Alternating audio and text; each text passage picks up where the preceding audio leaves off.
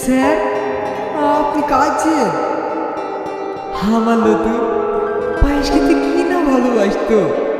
মাঝে মাঝে আমার জন্য পায়েস রান্না করতো। ওই পায়েসের কি অসাধারণ টেস্ট। এটার গন্ধটা বেশ ভালোই লাগছে। একটু খেয়ে দেখেন স্যার। তাহলে একটু খেয়েই দেখি। হয়ে গেল, আমার খাওয়া হয়ে গেল।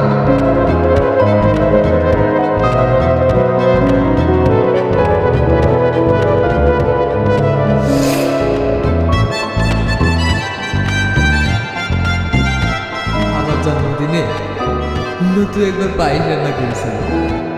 শালা আবার কোন গল্প শুরু করেছে? স্যার, একটা তুলে হবে, কানে দেবো। আমরা প্রতিদিন একলা একলা জ্বালা সহ্য করবো? তা কেন, তোরাও শোন। কি বলে আমার যতগুলো গেস্ট এসেছিল সবাই নতুন পায়েস কি নাম করেছে। কার রান্না দেখতে হবে, আবার নতুন। স্যার, একটা কমপ্লেন আছে। হে, তুই খাবারটা দিগা, বাকি গল্পটা তোকে পরে শোনাবো।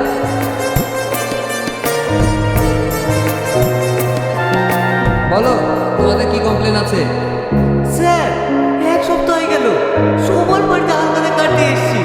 আজ হালকাতার দিনে সকাল থেকে বিকাল হয়ে গেল, এখনো কেউ আসেনি। এ তো জোচ্চুরি কেস। কতজনকে কাট দিয়েছো? 11 জন, তার মধ্যে একজনও আসেনি। একজনও আসেনি? অন্যায়, এ তো ভারী অন্যায়। না স্যার, কেউ টাকা দিতে রাজি না। টাকা দেবে না মানে? তোমার দোকানের ঠিকানাটা বলো, সবাইকে ডাক করছি। দোকানে না স্যার, বাড়িতে ডাকলেই হবে। ও, বাড়িতে দোকান? আমারও চাকরি করার আগে বাড়িতে একটা দোকান ছিল। আমি আর লতু মিলে একসাথে চালাতাম। তোমার টাকা মারাতে দেবো না, সবার ঠিকানা বলো। কি দেখেন স্যার, সবার নাম ঠিকানার লিস্ট।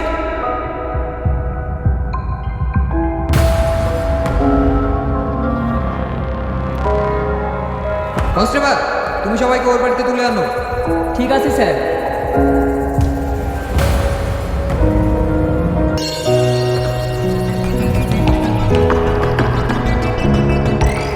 এই বাড়িতে শ্রাবণী নামে কে আছে? আমি স্যার, কিছু হয়েছে নাকি? আপনাকে আমাদের সাথে যেতে হবে, আপনার নামে অভিযোগ আছে। কিসের অভিযোগ? দেখে তো মনে হচ্ছে ভাজা মাছটা উল্টে খেতে জানেন। আপনার সাথে একজন টাকা পাবে, আপনি দেন না, সেই অভিযোগ। কিসের টাকা? কিসের টাকা মানে? আপনার কাছে তো হালখাতার কার্ডও পাঠিয়েছিল। ও, ওই অমানুষটা দিয়েছে তাই তো? আমি যাব না। যাবেন না মানে? বড়বাবুর অর্ডার, ভালো মনে গেলে চলে, নরে অ্যারেস্ট করতে বাধ্য হবে। না না, অ্যারেস্ট করতে হবে না, আমি যাচ্ছি।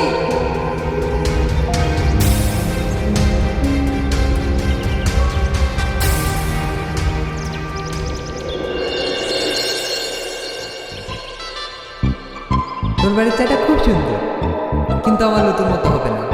ওই যে বললাম, হচ্ছে স্বাদই আলাদা ছিল। সেবার কি হয়েছে জানিস? স্যার, সবাইকে নিয়ে চলে এসছে। তোর বলে শফিকের দোকানে ধারে জিনিস নিয়ে টাকা দিচ্ছ না? কিসের ধার? ওর তো কোনো দোকানই নাই। দোকান নাই মানে? এই সেই ওই সব কি বলছে? ও ঠিকই বলেছে স্যার, আমার দোকান ফোকান কিছু নাই। তার মানে আমাদেরকে চিটারিকে নিয়ে আসা? আমি চিটারি করিনি স্যার, আমার দোকান নেই ঠিকই, কিন্তু ওদের কাছ থেকে আমি অনেক টাকা পাবো। কিসের টাকা পাবে? এখানে যতগুলো মেয়ে দেখছে, প্রত্যেক আমার সঙ্গে একজনের প্রেম করেছে। আর প্রেম চলাকালীন আমার সাথে দামি দামি গিফট নিয়েছে। আজ মোবাইল দেওয়া, গানের দেওয়া, আরো কত কি। আর আমি বীর কথা বললে আমাকে কি বলেছে জানেন? তুমি আমাকে কোনোদিন ফোন করবা না। আমার চাকরিওয়ালা ছেলের সাথে মিটিং হয়ে গেছে, আমি আমার মতো যেতে চাইনি। ঠিক আছে, ফোন রাখো। আচ্ছা রামসা, তুমি আমার সঙ্গে কোনো যোগাযোগ রাখছো না কেন বলো তো? আমার আব্বা আমাদের সম্পর্ক মেনে নিয়েছে না, আমার অন্য জায়গায় বিয়ে ঠিক করেছে। তুমি আমাকে ভুলে যাও। এইসব তুমি কি বলছো? হ্যাঁ, আমি ঠিকই বলছি। আজ থেকে তুমি আমার সঙ্গে যোগাযোগ রাখার চেষ্টা করবে না। তুমি এখন যাও। রামসা, রামসা, যে তোমার থেকে ধার করেছি আমি সব ওদেরকে গিফট করেছি। সেই দোকানেরা সব আমার থেকে টাকা চাইছে, তাই আমি ওদের কাছে পেমেন্ট হার করতে পারিছি। আমার সমস্ত টাকা ফেরত চাই। ওইগুলো তো আমাদেরকে গিফট করেছে, গিফটের টাকা কেন ফেরত দেবো? ও কথা বললে তো হবে না। প্রেম করার সময় বিয়ে করবো বলে গিফট নিয়েছো, আর এখন গুরুত্বপূর্ণ বললে হবে? হয়তো গিফটের টাকা ফেরত দাও, নাহলে তোমাদের সবাইকে ওকে বিয়ে করতে হবে। আর যদি বিয়ে না করো সবাইকে লকাপে ঢোকাবো, আমার লট্টুর কসম।